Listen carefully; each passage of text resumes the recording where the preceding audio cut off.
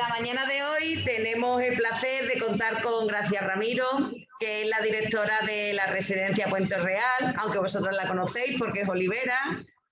Y deciros que dentro de su apretada agenda, pues nos ha concedido un ratito para contarnos pues la situación de su institución durante esta pandemia de la COVID-19, así como también pues que nos cuente pues la formación, la preparación y demás pues que su institución pide cuando van a contratar nuevos trabajadores. Y así pues para saber si la formación que están recibiendo nuestras alumnas pues sería la correcta, así como también pues saber qué tipo de competencias son las que se exigen pues para este tipo de trabajo. ¿Vale? Así que gracias, cuando quieras pues te paso la palabra. Yo espero que las veas a todas, que estamos intentando aquí con los dos ordenadores. Sí, además me lo he puesto grande para verlo más ameno, ¿sabes? Vale, pues estupendo. Me siento rara porque, mira, como estoy sin mascarilla, aquí siempre estamos con mascarilla, me siento incluso rara.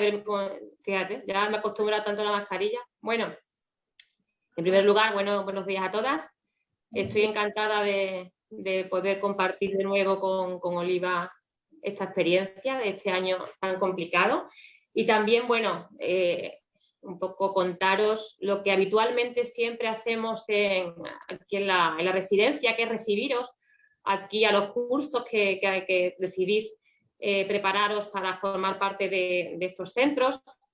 Habitualmente os recibimos aquí en la residencia, os enseñamos las instalaciones y os explicamos un poquito todo lo que ahora os explicaré, os lo hacemos aquí in situ, ¿no? Bueno, este año sabemos que por estas circunstancias ha cambiado todo mucho. Os he remitido un vídeo para explicaros un poco cómo son las instalaciones del centro y que conozcáis un poco la residencia. Y bueno, ahora os explicaré un poquito a distancia. ¿Me escucháis bien? Sí, ya hemos visto el vídeo. A veces se corta un poquito. Vale. Entonces, bueno, os voy a hacer la división, la parte que os envié de las instalaciones, y ahora os explico un poquito. Bueno, en primer lugar, lo que es Puente Real. En segundo lugar, sí os explicaría qué necesitamos o qué pedimos o qué buscamos en una persona, en un gerocultor que trabaje con los residentes y quiera formar parte de la familia Puente Real. Y en tercer lugar, pues os explicaré el cambio, ¿no?, que este año en lo que pedíamos o en lo que nos hemos dado cuenta que es más importante, ¿no? Entonces lo dividiré ahí en 3 bloquecillos. Estoy controlando el tiempo para no pasarme demasiado, así que intentaré ser lo más breve posible, tampoco para no aburriros mucho. Bueno, pues en primer lugar, como me ha dicho Mari Carmen, yo soy Gracia Ramiro. Llevo aquí 13 años trabajando prácticamente en la residencia Puente Real 2. Puente Real 2 pertenece a el grupo Puente Real, que es una empresa extremeña, 100% capital extremeño, que abrió su primera residencia aquí en Badajoz hace más de 20 años, ¿no? Entonces solamente estaba en la residencia de la Granadilla y la residencia del asilo de ancianos. Entonces, bueno, se vio la necesidad de abrir un centro de este tipo para cubrir un poco cada vez la más creciente necesidad de atender a personas mayores. Como os digo, hace más de 20 años se inauguró Puente Real 1, que es una residencia que está aquí a 100 metros, que es la primera del grupo. Después, con el tiempo, se quedaron pequeñas las instalaciones y se decidió construir un edificio nuevo, muy amplio, que es Puente Real 2, y se inauguró hace 14 años, más o menos. Al año de inaugurarse, entre yo y, bueno, ya en agosto haré los 13 años aquí en la residencia. O sea, pasan volando, pero bueno, ya son 13 años. Madre mía, es mucho tiempo. Como os decía, muchísimo tiempo. Yo entré a trabajar aquí cuando mi hijo, el mayor, tenía meses, y yo siempre veo crecer a mi hijo y lo equiparo con los años que llevo en la residencia, ¿no? Y mi hijo ya es un adolescente de 13 años y cuando pienso digo, madre, es que llevo 13 años aquí, ¿no? Y bueno, es como toda una vida, ¿no? Además que este año vale por 5, o por 10. Este año ha sido impresionante. Entonces, bueno. No lo veremos, gracias. Pues como decía, pues hace 14 años se inauguró Puente Real 2. Un poco se intentó que fuese un concepto diferente a Puente Real 1. Puente Real es una residencia de 70 plazas. Esta duplica el volumen de plazas de Puente Real 1. Son instalaciones mucho más amplias, muchísima luz. Puente Real 1 es en plantas y esto es en extensión. Son solamente 2 plantas más un sótano, pero es todo en extensión, ¿vale? Eso hace, es muy agradable para el residente o para el que viene al centro, pero complica mucho a nivel gestión, pues bueno, un poco distribuir todas las distancias entre los trabajadores, pero al final todo va encajando por el bienestar, que es lo más importante del residente. Después de abrir Puente Real 2, os explicó Granados el otro día que había también residencias municipales de gestión privada. Pues nosotros en San Vicente de Alcántara gestionamos una residencia que es municipal, que es el Ayuntamiento de San Vicente, pero lo que es la gestión es privada, es de Puente Real. Por tanto, tenemos Puente Real 1, Puente Real 2 en Badajoz Capital, y después en San Vicente de Alcántara tenemos también una residencia Puente Real San Vicente, que aunque es del Ayuntamiento de San Vicente de Alcántara, en este caso la gestión es de Puente Real. Es decir, todos los trabajadores y todo el sistema de gestión de la residencia es de Puente Real. Después llevamos ya 3 residencias y se dio la oportunidad de que otro centro de Badajoz, que era en alquiler, que había quedado libre, que es la antigua Virgen de la... Bueno, toda la gente lo recuerda porque está justo enfrente del Hotel Río.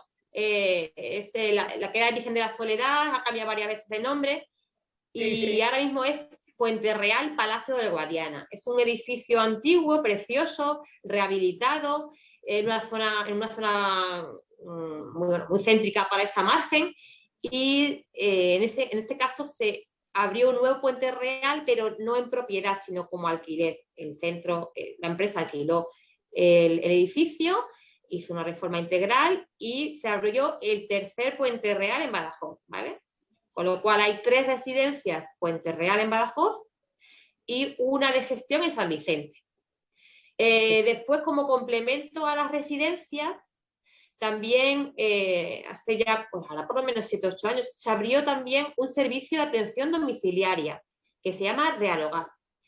Y ese es un complemento a las residencias. Cuando un residente, por ejemplo, necesita acudir a una cita médica y la familia no puede acompañarlo, o bien va al hospital, o bien tiene una circunstancia que precisa un acompañamiento y la familia no puede gestionarlo, no puede... hay familiares que viven en Barcelona o viven en Almería, pues se recurre a nuestro servicio de atención domiciliaria, que casi siempre son en muchos casos personas que se han formado en la empresa, o bien que han hecho prácticas en la empresa, o bien que conocen la empresa a primera mano. Entonces, como os digo, Puente Real tiene ahora mismo 4 residencias y un servicio de atención domiciliaria, ¿vale?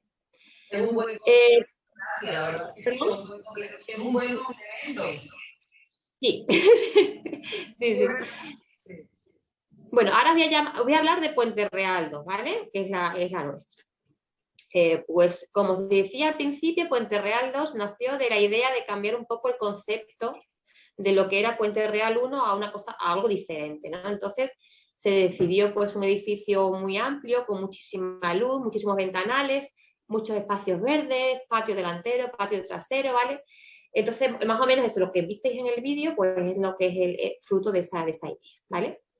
Después, además, la residencia se dividió, los pasillos se dividieron en zonas según el estado del residente. Tiene forma de H y eso permitía que en las patas de las H pudiesen diferenciarse las zonas de dormitorios o zonas comunes, y también adecuar las alas a las necesidades de los residentes. Así, tenemos una primera planta que tiene un ala específica de demencias severas y hay otra ala específica de atención hospitalaria. Es decir, hay una zona que es un microhospital aquí en la residencia, ¿vale?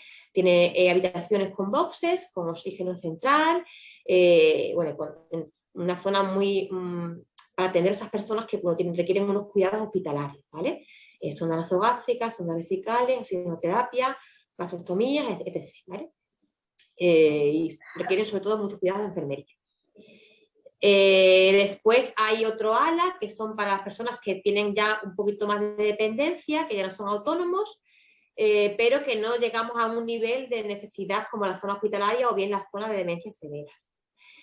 Eso es la primera planta, ¿vale? La planta baja está dedicada a las personas que son válidas o semiválidas, pero aquí nosotros hacemos la diferencia de que no sea validez física, sino cognitiva, ¿vale? Pues sean las personas que coman solas, aunque estén en silla de ruedas y tengas que hacerle después todo, pero que sean personas que puedas dialogar con ellas, que puedan comer solas, que puedan acudir a actividades con gente de sus mismas características, independientemente de que caminen independiente, con muleta, con bastón, con andador o bien en silla de ruedas. Vosotros sabéis que hay muchas personas que pueden estar en silla de ruedas totalmente impedidas, pero que están perfectamente orientados y pueden participar en todas las actividades del centro y pueden tener una vida perfectamente autónoma en ese aspecto que no sea el cuidado físico, ¿no? Entonces está así dividida la residencia. Según, lógicamente, en qué zona nos encontremos, así está adecuado el número de auxiliares o de gerocultores que atienden esa zona. Y también, bueno, lógicamente, pues las atenciones y visitas de los enfermeros o bueno, de personal de enfermería, porque hay unas zonas, lógicamente, que tienen más necesidades que otras, ¿no? Igual que, por ejemplo, la vigilancia nocturna está sobre todo en la primera planta. La primera planta pues, son los que necesitan un poquito más de vigilancia. La planta baja son personas más independientes, simplemente necesitan rondas de vigilancia, ¿no? No necesitan una persona presencial continuamente, ¿no? Que esté atendiéndoles, ¿no? Es como si nosotros estamos en nuestra casa y necesitamos que de vez en cuando alguien vea cómo nos encontramos, ¿no? Esto es igual, ¿vale? Entonces, como os decía, se divide en dos plantas y según la asistencia que necesiten, pues estarían en una zona bueno. Otra cosa importante. Número de residentes. Tenemos ahora mismo capacidad para tener 139 residentes, ¿vale? Más un centro de día. Hay un ala en la residencia que atiende a los centros de día, ¿vale? La capacidad real son 139 residentes, pero a raíz de la pandemia o de esta nueva situación, tenemos que reservar un número de plazas para una zona de aislamiento, que es si tuviésemos a alguien con sintomatología o nuevos ingresos, tenemos que reservar un número de plazas para ese tipo de personas que ingresen en el centro o que bien pudiesen tener alguna sintomatología compatible con el COVID-19, ¿vale? Por tanto, ahora mismo no tenemos ocupados los 139 plazas. Tenemos menos plazas ocupadas por mantener esas habitaciones en aislamiento. En marzo de 2020 comenzamos la pandemia con 137 personas en la residencia. Para que os hagáis una idea de cómo empezamos esta situación, el volumen de responsabilidad que teníamos en el centro. El centro de día se cerró justo en marzo, el 14 de marzo del 2020, se cerró el centro de día, bueno, cuando estaba el estado de alarma y estábamos todos confinados, y entonces teníamos más de 20 personas en centro de día. Después, poco a poco, se han ido recuperando un poco los usuarios del centro de día, algunos pasaron a ser residentes y otros, bueno, pues causaron baja y están en domicilio, ¿no? Y poco a poco vamos recuperando las cifras, pero tampoco queremos, bueno, se trata tampoco de masificar el centro de día, intentar mantener una cierta ocupación, mantener unos ratios de no ocupación, como controles de aforo como hay en otros establecimientos, en otros sitios. Entonces, intentamos no llegar al número máximo de centros de día, sino mantenernos en 14 con muchos, o sea, hacia 2/3 del aforo más o menos. Por eso ahora mismo tenemos, creo que estamos ahora mismo, habrá aquí 130 personas más 14 usuarios de centro de día más o menos. Con lo cual, después del cierre de los centros, pues ahí un poco recuperando, ahora mismo estamos recuperando la vida en los centros, que por eso estamos ahora, hablaba de agenda apretada, Mari Carmen, y es que realmente ahora estamos mezclando un poco lo que era el estado de alarma, confinamiento, salimos del confinamiento vacuna con vuelta a la normalidad de los centros, ¿vale? Y os aseguro que es mucho más fácil cerrar que ir abriendo. Ir abriendo es mucho más complicado. Entonces, estamos ahora un poquito en la mezcla de volver otra vez a la rutina nuestra de antes, pero con toda la seguridad para los residentes, ¿vale? Entonces, eso es un poquito lo que es la historia de Puente Real y de la residencia, ¿vale? ¿Cuántas personas hay en la residencia para atender a 130 y pico usuarios, más 14 de centro de día? Pues tenemos a más de 100 personas trabajando para el cuidado de los residentes. No. Entre todas las categorías, hay más de 100 personas trabajando. Yo siempre digo que cuando comencé en marzo,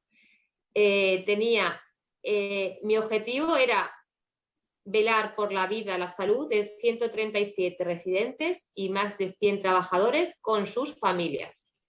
Así que el punto de partida fue esa responsabilidad, ¿no? Entonces, aquí ahora mismo en el centro hay más de 100 trabajadores en diversas categorías, ¿no?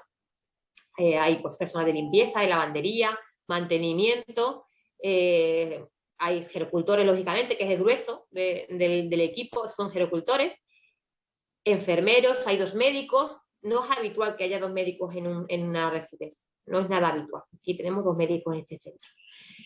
Hay pues, terapeutas, psicólogos, fisioterapeuta, animador sociocultural, recepcionista, personal de farmacia, personal de atención a residentes y familiares, trabajo social, etc. Ya les digo, sumando, se llegaban a más de 100 personas en el centro, ¿vale?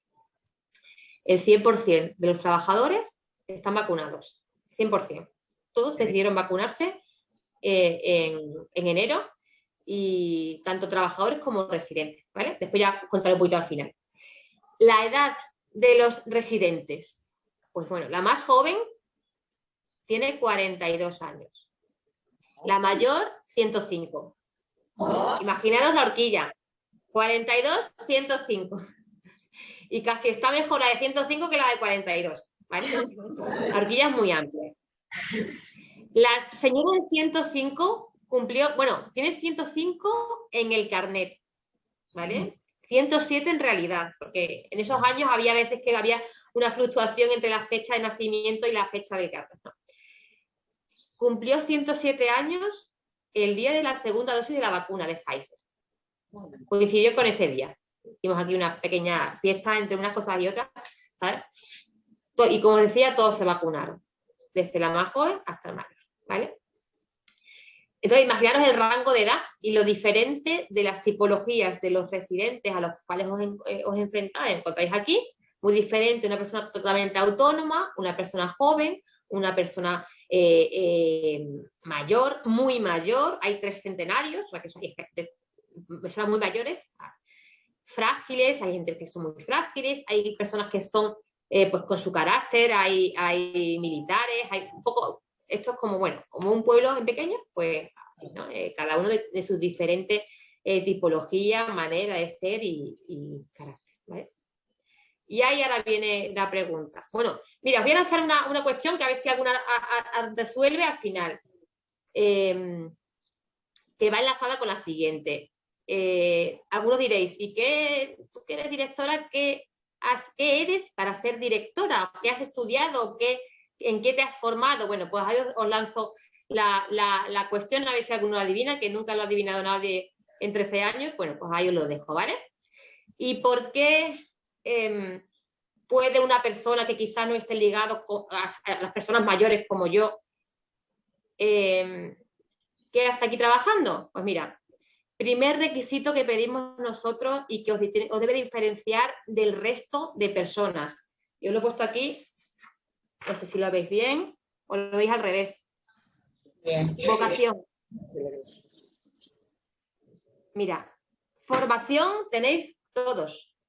Vosotros, los auxiliares que hacen el grado, hay muchísima competencia bueno, aquí presentan currículum diariamente, ¿no? ¿Qué es lo que os debe diferenciar del resto? La vocación. ¿Qué es la vocación? Para mí la vocación es muy simple. Es ser feliz con tu trabajo. Salir feliz de tu trabajo y hacer feliz tu trabajo. No venir obligado a trabajar porque es el único sitio donde puedo trabajar, es el único sitio donde encuentro tal, pues que a mí me gustan mucho los niños y es que el único sitio donde había trabajo donde tal era con las personas mayores, o es que a mí me gustan mucho los hospitales, me gustan las clínicas dentales, tal, y bueno, he caído aquí. No. El trabajo en una residencia es muy complicado, es muy difícil, pero yo siempre digo que más complicado para mí sería trabajar en oncología infantil del materno infantil, muchos seréis padres y madres, y yo, hay un enfermero que también es de origen olivero, que tenéis aquí en la residencia, que le encantaba trabajar en el materno, en la oncología infantil, en la UCI pediátrica, y yo no lo entendía. Él tenía vocación por trabajar con niños enfermos. Y yo, para mí, por naturaleza, es más fácil trabajar con personas que tienes que garantizarle unos cuidados y una calidad de vida en sus últimos años, no con un niño que parece como que antinatura, ¿no?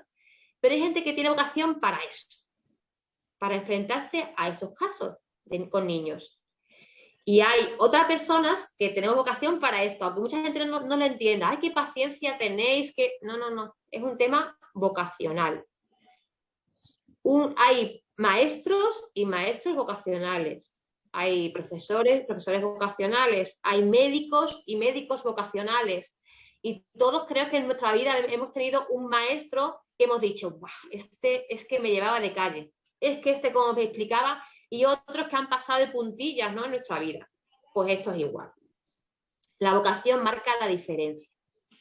Y dentro de la vocación está un saco muy grande, que es lo que nosotros pedimos aquí en la residencia, ¿vale?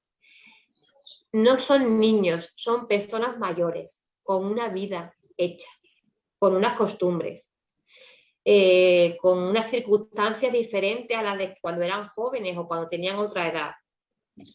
No puedes hablarle como niños, no puedes tratarlos fríamente, casi todos necesitan cariño. No, tampoco son personas, no son sacos, no son muebles, ¿vale? El personal sanitario muchas veces tiende sin querer a mecanizar el trabajo. Lo que es el día a día, como a veces parece monótono, aunque no es nada monótono, tiende a que mecanicéis el trabajo. Y bueno, pues baño, aseo, cambio, y muchas veces tendemos a no ver a las personas que estamos atendiendo, ¿no? Aquí a veces nos pasa y tengo que resetear y decir, que son personas, que estáis tratando con personas, ¿vale?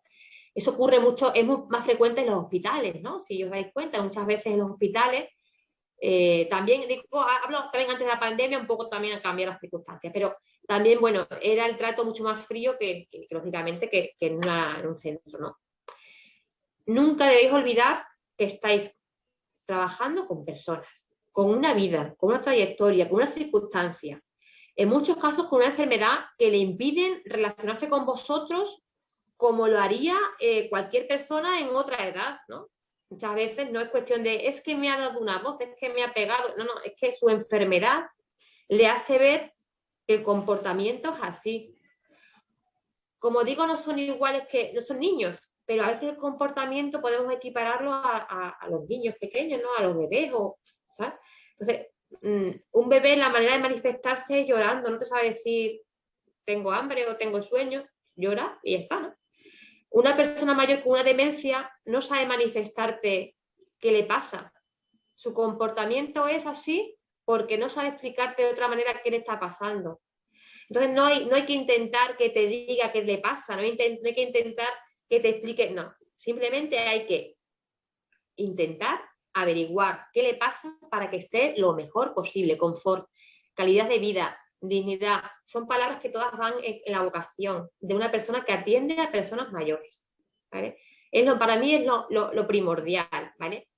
Hay personas que son buenísimas y tienen vocación aparte y son muy válidas para trabajar en domicilio, por el ritmo. Hay gente que es muy detallista y, claro, son tan detallistas que no pueden seguir el ritmo de una residencia. Entonces, son perfectas para domicilios. O, como decía Granados, para un asesor personal, bueno, una atención más personal. Perfecto. Hay personas que son muy profesionales, pero que no les falta el detalle o les falta esa parte más detallista, pero no en exceso. Y esos son para hospitales, digo siempre, que es el perfil perfecto de hospital. Son muy buenos, pero les falta un poquito de cuidar personalmente al residente. Entonces son perfectos perfiles de hospitales. Y después está la mezcla entre uno y otro, que sois los que seríais ideales para las residencias. Tenéis que ser profesionales como en hospitales, pero detallistas como en domicilios, ¿vale? Una mezcla de lo que se pide en las residencias, en este caso, sobre todo en la que yo dirijo, en Puente Real. Aquí habitualmente nosotros todos los años acogemos a un montón de alumnos de prácticas, de ciclos, de formación, del FP y de ahí sacamos nuestras pequeñas bolsas de trabajo, de coger, seleccionar personal, lo sacamos muchas veces de ahí, ¿no? De verlo, lo vemos in situ, cómo se mueven, cómo se relacionan, cómo se manejan. Hay veces que de una entrevista tú puedes sacar un poco, bueno, pues me gusta, me ha enganchado, tiene algo que me gusta, pero habitualmente como casi mejor se ve es cuando lo ves en acción, ¿no? Casi siempre os falta falta experiencia, falta iniciativa muchas veces y os falta, pues, lógicamente el rodaje. Eso se da en la residencia. Aquí lo importante, yo digo, no es que seáis el que más sepa, no. Lo importante, como decía, es la vocación. Lo demás ya lo adquirís en la residencia. El resto de formación lo adquirís en la residencia. Pero lo que se ve son los diamantes en bruto. ¿Sabes? Aquí hay niños que entraron casi conmigo, que entraron con 18 años y ya pues son ya casi hombres, ¿no? Bueno, hombre, tienen ya 28 años y que han empezado desde aquí y eran diamantes en bruto y veíamos que eran diamantes en bruto, ¿no? Y lo han demostrado. Y tenían muy poca formación y eran chavales muy jóvenes que se enfrentaban un chaval de 18 años a una persona de 95, ¿no? Pero tú veías que ellos tenían algo que podían aportar, ¿no? Y así lo han hecho y después lo demás de formación lo da la empresa. Dijo una frase Granados que era que hablaban de la convivencia, que debíamos ser centros de convivencia, no sé si os acordáis. Pues mira, en 2019 este era el logo el eslogan de la residencia, no sé si los leéis ahí bien, pone: creemos en la convivencia, no en la residencia, ¿vale? Esto es de 2019, ¿vale? Es así. Las residencias no pueden convertirse en aparcamientos de mayores, no. No están hechos para eso.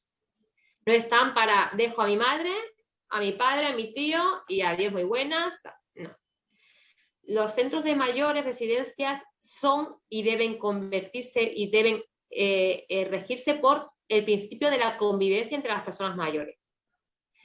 La diferencia entre estar en domicilio, en tu casa, en tu domicilio, o estar en una residencia, debe ser que te sientas acompañado con gente de tu misma edad, que entienda tu idioma, que puedas hablar de tu vida, de tus cosas y te entienda. Muchas veces es complicado que nosotros entendamos a nuestros padres, a nuestros abuelos, porque no hablamos el mismo idioma, ¿no? Es que yo tampoco hablo el mismo idioma que mi hijo de 13 años.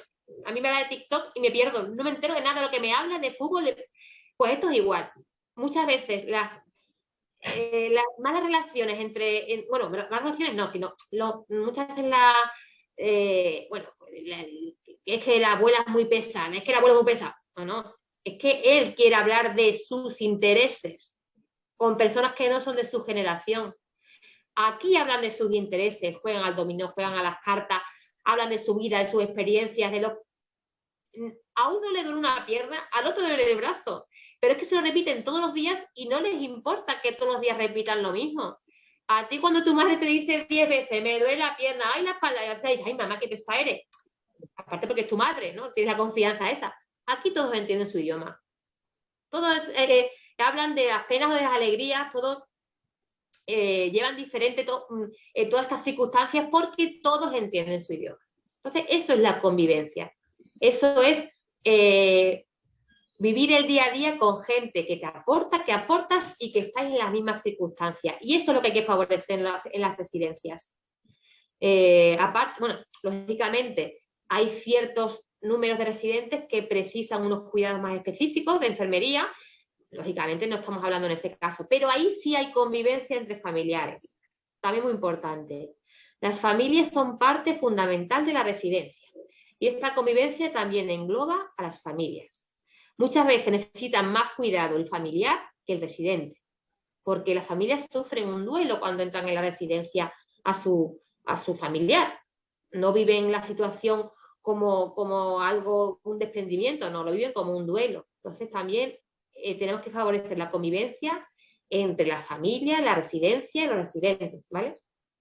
Por las circunstancias de este último año se ha visto cortado de cuajo pues todo este tema de un poco de la interacción, lo estamos recuperando poco a poco, ya las familias hace ya unos meses que entran en la residencia, en febrero, y ya, bueno, estamos recuperando un poco lo que es la esencia de la residencia nuestra de Puente Real, que es esa convivencia, ¿no? Esto es una gran familia, siempre hemos hablado de la familia Puente Real, y entonces, bueno, estamos un poco recuperando lo que teníamos el año pasado y que un poquito nos ha arrebatado estas circunstancias, ¿vale? Gracias. ¿Te puedo cortar un poquito? Sí. Mira, era para preguntarte si evidentemente, si actividades que integraran a la familia dentro de la institución, actividades lúdicas o actividades de convivencia, como has dicho. Siempre ha habido actividades lúdicas en las cuales se integraban las familias al centro. Te hablo de actuaciones, te hablo de Día del Nieto, Día del Abuelo, todo tipo, siempre, pero te hablo de 2019, principios de 2020, siempre, Navidades, de todos, siempre han sido muy partícipes las familias en la convivencia del centro, mucho, eran parte fundamental de la residencia. La residencia tiene las puertas, bueno, a ver, te lo presenté, pero que es realmente en el pasado. Estaban todas las puertas abiertas de toda la residencia, subían, bajaban familiares, entraban, salían. Era un continuo trasiego de familiares a cualquier hora del día, siempre dentro del horario que tienen que respetar del centro, ¿no? Visitas eran sin cita, lógicamente, entraba uno, salía otro, ¿sabes? Ahora, bueno, las circunstancias han cambiado, nosotros nos regimos por el decreto de marzo, en el cual nos sigue indicando que las visitas tienen que ser cita previa, salidas con cita previa, entonces, bueno, ahora es diferente el sistema, pero siempre ha sido así, ha sido entradas y salidas continuas de familiares en el centro, participaban en la misa de los domingos, participaban en actuaciones, venían en Navidades, en fiestas que hacíamos en el centro. Ha sido una parte fundamental la familia dentro de la residencia, y la comunicación siempre ha sido muy, muy, muy fluida. De hecho, cuando se cerró la residencia el 14 de marzo, lo primero que hicimos fue abrir grupos de WhatsApp con todos los familiares. Se hicieron grupos de WhatsApp por zonas y todos los días se le enviaba a diario, todos los días se le enviaba fotos de los residentes a su familiar para que viera cómo estaba. Cuando empezaron a hacerse videollamadas, nosotros ya las habíamos hecho, nosotros ya empezamos a hacer videollamadas desde el mismo día del cierre, se empezaron a hacer videollamadas a los familiares. Y todos los días enviamos fotografías de las actividades y todos los días, durante más de, pues eso, acabamos de hacerla a diario en julio, todos los días recibían al menos una foto de su familiar, para que viesen cómo está, para que viesen cómo estaba peinado, despeinado, como estuviese ese día, ¿sabes? Mantuvimos fotos, ya no diarias, sino un par de fotos semanales, mantuvimos en los meses de verano, y cada vez que ha habido un cierre por las circunstancias que ha habido, bueno, pues se ha mantenido esa implicación de las familias. De hecho, el domingo, que fue el Día de la Madre, le enviamos a las familias, a todos, un vídeo de los residentes, ¿no? Un poco, como no puede haber tampoco esa relación que había anterior tan cercana, aunque sí había visitas y salidas, pues mantenerlos siempre lo que es en la vida del centro. Son parte fundamental en las familias. Y afortunadamente en estos centros no hay personas que dejan y se olvida la familia, no sé. A mí es que ha pasado por aquí más de 1000 residentes, y si os digo la verdad, se me da solamente un caso. Entonces, pues, que es tan ínfimo el porcentaje que ni siquiera es para nombrar, ¿no? Entonces, sí, es muy importante la implicación de las familias. Por eso, también los que trabajan con los mayores tienen que tener en cuenta que detrás hay una familia, ¿no? Que quiere que su madre tenga los pendientes, que tenga el flequillo así y que quiere que vaya conjunto el pañuelo con la camisa y con la chaqueta, como nos ocurría a nosotros con nuestros padres o nuestros hijos, ¿no? Cuando queremos que vaya de una manera o de otra, ¿no? Vale. Muchas gracias, gracias. Y ya por último, porque ya, estoy falta de tiempo, ¿no? Me parece. ¿O no? Bueno, sí, bien. Vale. Tranquila, tranquila, tienes todo el tiempo que tú quieras. Mira, hasta las 2:15 que recoja al niño en el colegio, podemos estarnos aquí toda la mañana. Bueno, mira,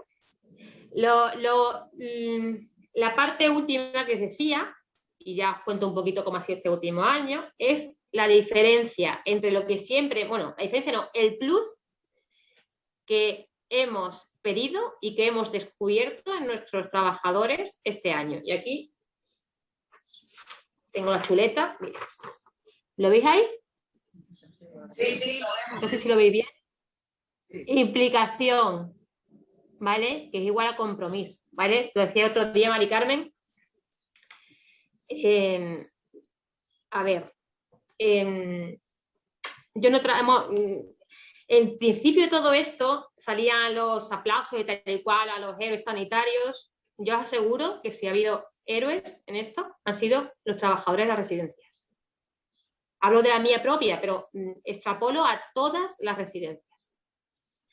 Os voy a decir por qué, un motivo, una diferencia, ¿vale? Pasados los primeros 15 días, que más o menos se evitaba el riesgo de que estuviese el virus en el centro, la responsabilidad caía en los trabajadores. Toda la responsabilidad de que entrase el virus en el centro recaía en los trabajadores. Eso es muchísima responsabilidad, ¿vale? Yo siempre defenderé a capa y espada que lógicamente sin menospreciar el trabajo de los médicos y enfermeros de las UCI, de las zonas COVID, por supuesto, el nivel de implicación de mi personal para no traer el virus al centro ha sido brutal, brutal. Se sentían con la responsabilidad de no traer algo a la residencia que pudiese llevarse por delante la vida de 1, 10, 20, 30, 40, 50, nunca sabías si entraba un caso en la residencia, cómo podría repercutir un brote. ¿Cómo podría repercutir un brote si podía llevarse por delante la vida de un usuario, de 5, de 10, de 50? Ya os dije que teníamos 137 personas y teníamos 137 vidas que salvar. Así de claro, ¿no? Eso cuando fui a Oliva al WIT este verano lo expuse. Y le decía, digo, Manolo, no estamos en plena ducha, y es que es así, ¿no? Pasada la primera ola, llegó un poquito de calma y enseguida nos enfrentamos a la segunda ola.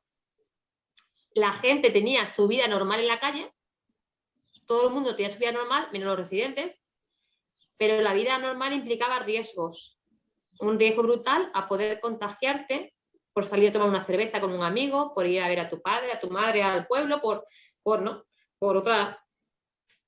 Y el nivel de implicación de mis trabajadores ha sido brutal. El compromiso porque saliese el centro libre de COVID y salvar las vidas de todos los usuarios ha sido fuera de serie.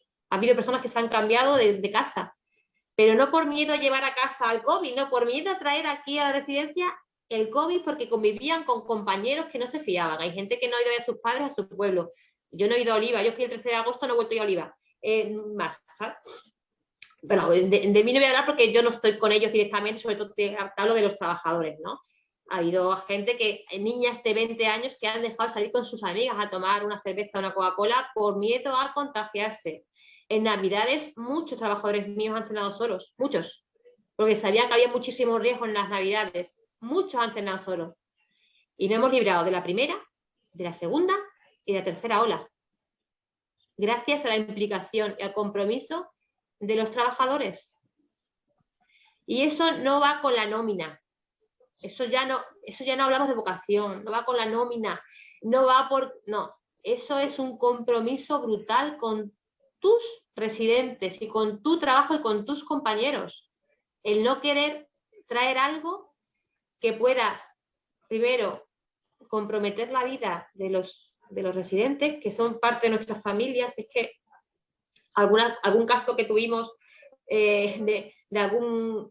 Hemos hecho aquí muchísimas pruebas, ¿no? Cada vez que iban a pruebas los trabajadores, el miedo que tenían era, ¿y si que no me podría perdonar el que pudiese entrar, el que pudiese poner en riesgo la vida de mis abuelitos, como dicen muchas veces, que, claro, no se podían perdonar, de mis compañeros, no podían perdonárselo. Yo, en el mes de enero, que ha sido muy complicado, bueno, en Oliva también fue muy complicado, porque yo os seguía siempre los datos de Oliva. El mes de enero ha sido complicadísimo. Aquí en Badajoz ha sido unos niveles de contagio brutales. Veíamos todos los días caer residencias, centros compositivos, y nosotros nos vacunamos aquí, la primera vacunación fue el día 8 de enero, debíamos mantenernos libres de COVID hasta el 30, que era la segunda vacunación, para garantizar la vacunación del centro y respirar. Pues entre Navidades y primera vacunación hubo muchos centros que se han mantenido libres de COVID todas las olas y cayeron.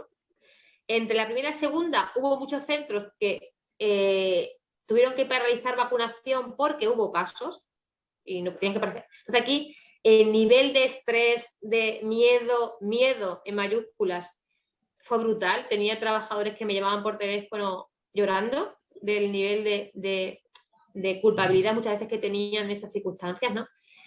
Entonces ya os digo que héroes hay en los hospitales, héroes en los supermercados, héroes en las policías, pero de aquí mi reconocimiento brutal a mi equipo y al de todas las residencias de mayores que han luchado por activa y por pasiva porque no entrase un virus de una pandemia que lógicamente que nadie quiere que entre en su casa, en una residencia donde ellas cuidaban a personas que son su familia, ¿no?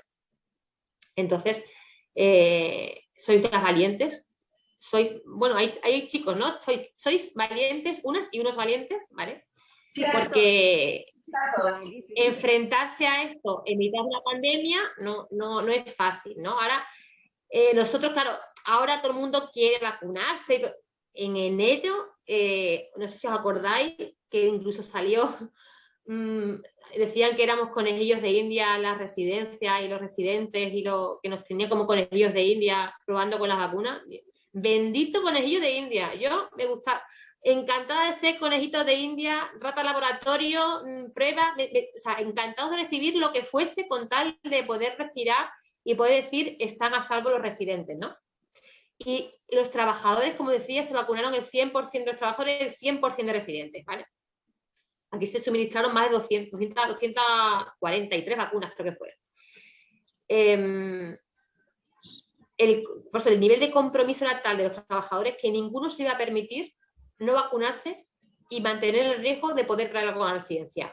Y tener en cuenta que estaban ya todos los residentes vacunados, o sea que en principio no asumían más riesgo que... ¿no? Pero ellos decían que, que si había algún caso que fuese un error vacunal, alguien que no tuviese anticuerpos y tal, que ellos iban a asumir el riesgo de que por su culpa no tuviese ningún problema. Se vacunaron el 100%. Yo creo que hemos sido la única residencia que se ha vacunado el 100% de los trabajadores que se podían vacunar, ¿no? Entonces, eso es implicación, eso es compromiso. Y eso es lo que otros años, bueno, pues no teníamos en cuenta, y este año ha sido lo principal que hemos pedido a todo el que ha empezado a trabajar en la residencia. Yo en los meses de verano sí que hubo mucha gente que se marchó al SES a trabajar. En la tercera ola también muchísima gente se ha ido a la Seguridad Social a trabajar o a centros de SEPAR. Y todo el que ha entrado a la residencia, lo primero que le pedía era, por favor, no pongas en riesgo la vida de los residentes. Digo, llevamos luchando desde marzo, estamos todos muy cansados, estamos agotados de esta pandemia, pero tenemos que seguir velando por la vida de los residentes, ¿no? Y la vida de las familias de vuestros compañeros, ¿no? Es muy importante también, porque, bueno, lógicamente esta enfermedad ataca más mientras más edad tengas, ¿no? Entonces todos tenemos padres, todos tenemos familia en riesgo, entonces no voy a poner en riesgo ninguna vida ni de los usuarios ni residentes del centro, ni de los familiares de los trabajadores. Entonces ha sido la gran diferencia entre lo que yo pedía en 2019, principios de 2020, y lo que pido a partir de 2021, ¿no? O en mitad de esta pandemia, ¿no? implicación, compromiso, vocación, ¿vale? Y es para mí lo principal ahora mismo que necesitamos en los centros para volver a cierta normalidad, y a una normalidad y garantizar la seguridad de los residentes, ¿no? Tener en cuenta que cuando hablamos de que había un riesgo real en la vida, corría en peligro la vida de los residentes, todo lo demás quedó en un segundo plano, ¿no? Lógicamente. Cuando tú tienes un problema tal que corre peligro la vida de un familiar, bueno, aparcas todo lo demás, ¿no? O habrá pasado todos en vuestra vida. En este caso fue secundario todo lo demás de la residencia, talleres, actividades, todo lo demás era secundario. Lo más importante era salvar sus vidas, ¿no? Lo más importante es velar por salvar sus vidas, ¿vale? Lógicamente, también, como digo yo, también se muere la gente de pena y no de COVID. O sea, que si mueres de COVID sales en la prensa, si mueres de pena no sales en la prensa, ¿no? Teníamos que intentar nivelar un poquito ese cuidado de ellos, con que tampoco se nos muriesen de pena, de ser tan asépticos, ¿no? Tener en cuenta que aquí nosotros empezamos el día 14, bueno, habíamos empezado antes de esta alarma, habíamos empezado a trabajar ya con mascarillas, ¿vale? Nosotros aquí en el centro, con lo cual de repente quitamos besos, quitamos abrazos, quitamos sonrisas en la cara, mascarilla, ¿vale? Y le quitamos las familias, ¡pam! En una semana, pim, pam, pam, fuera, todo, ¿vale? Y ahora hay un virus en la calle que encima les va por ellos, encima les amenaza, ¿no? Su vida. Bueno, complicado, ¿no? Para una persona mayor, una semana bien, 2 bueno, 3 bien, algunos se va un poquito así nervioso, algunos... Pero es que han sido muchos meses. Es que los centros se han reabierto con normalidad en febrero, en este caso en el nuestro, que fue el primero en reabrir. Fue muy mediático porque fue el primero en reabrir realmente, ¿no? A las puertas prácticamente. Entonces, también se mueren de pena y no de COVID. ¿Qué hicieron mis trabajadores? Y ya te digo, la mayoría gruesos, como os decía, eran gerocultores. Pues bueno, no somos familia, pero podemos ser casi familia, ¿vale? Entonces, la parte sentimental o la parte de cariño, de ternura de la familia, vamos a adquirirla nosotros. Y vamos nosotros a intentar que toda esa parte fraternal que tenéis con vuestras familias, cubrirlas nosotros. Entonces, los trabajadores también se implicaron de lleno en cubrir esa parte sentimental y que intentasen sentirse lo mejor posible. No ya cuidado físicamente, los cuidados básicos, lavado, comida, corte de uñas, aseo, trayectos, no, sino también implicarse en la parte sentimental. Escuchar, aquí hemos jugado a las cartas, hemos hecho tonterías, todas las que queráis, ¿eh? Aquí hemos perdido la vergüenza todos. Aquí a intentar animarlos a que estuviesen contentos, y tanto familiares como residentes, porque como siempre no olvidéis que esto es una familia.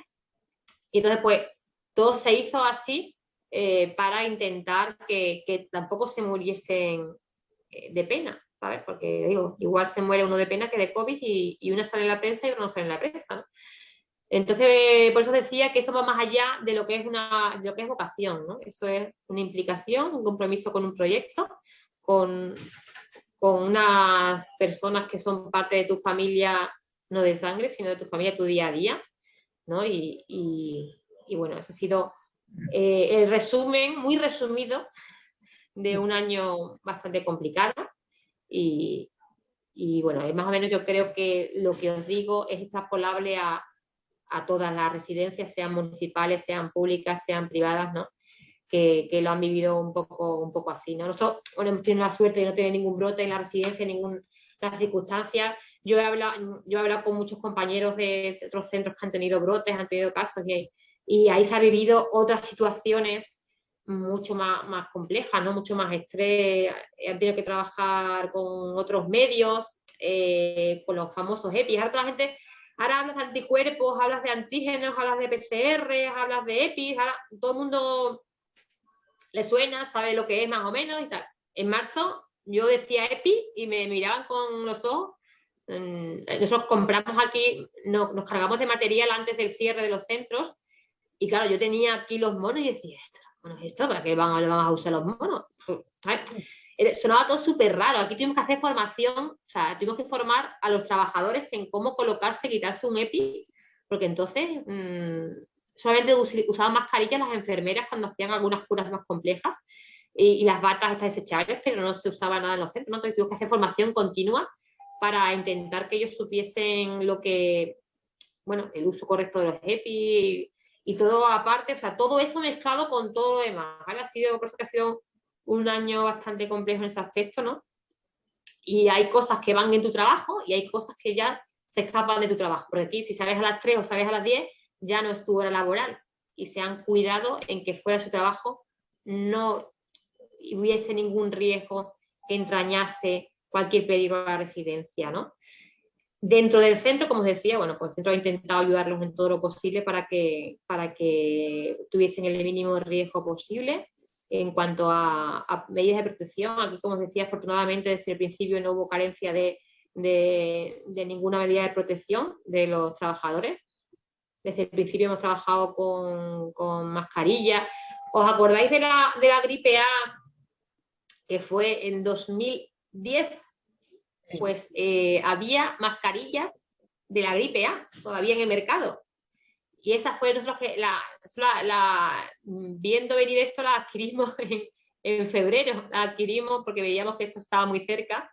Y entonces, como decía, desde el principio los trabajadores nuestros han estado con equipos de protección adecuados, ¿no? Había las batas de plástico, las conseguimos de las que venden a los mataderos, que van con batas de plástico, pues las conseguimos de ahí.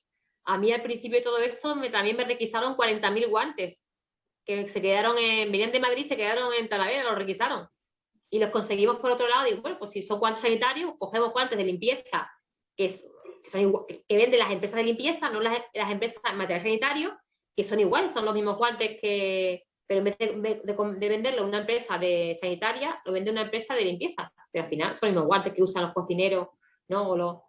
Y tuvimos que buscarnos todas las vías para intentar proteger a los residentes y proteger a los trabajadores. Era lo primordial. Entonces aquí, afortunadamente, desde el principio han estado muy protegidos los trabajadores y no han sentido esa carencia, ¿no? Y eso también les ha facilitado mucho estar más tranquilos a la hora de trabajar dentro de la residencia, ¿vale? Después ya no se ha vivido ese estrés o esa situación de agobio dentro de la residencia.